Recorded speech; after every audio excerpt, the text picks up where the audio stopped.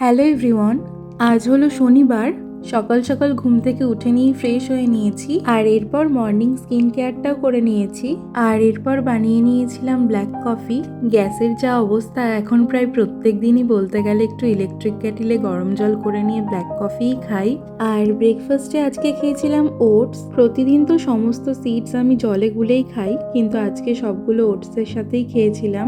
আর তার সঙ্গে অ্যাড করেছিলাম বেশ খানিকটা কলা, আমন্ড আর কিশমিশ। এরপর দুপুরের খাবারের জন্য রান্নাবান্না শুরু করে দিয়েছিলাম। চারাপোনা, ল্যাঠা আর ছোট শোল মাছ দিয়ে বানিয়েছিলাম পটল আর আলু দিয়ে পাতলা করে ঝোল। এরপর আমার একটা পার্সেল এসেছিল, আর সেটারই আনবক্সিং করতে গিয়ে আমার আর রান্নার ভিডিওটা ক্যাপচার করা হয়নি।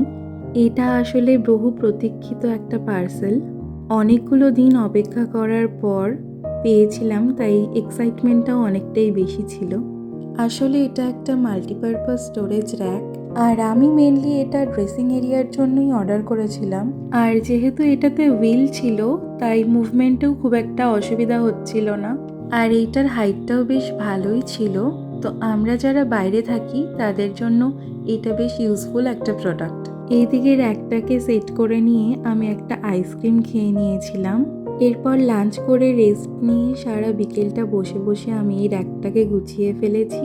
এরপর তো ভীষণ খিদে পেয়ে গেছিলো, তাই একটু চিপস খেয়েছিলাম, আর রাত্রে ডিনার করেছিলাম চাউমিন দিয়ে। আজকের মতো ব্লগটা এখানেই শেষ করছি।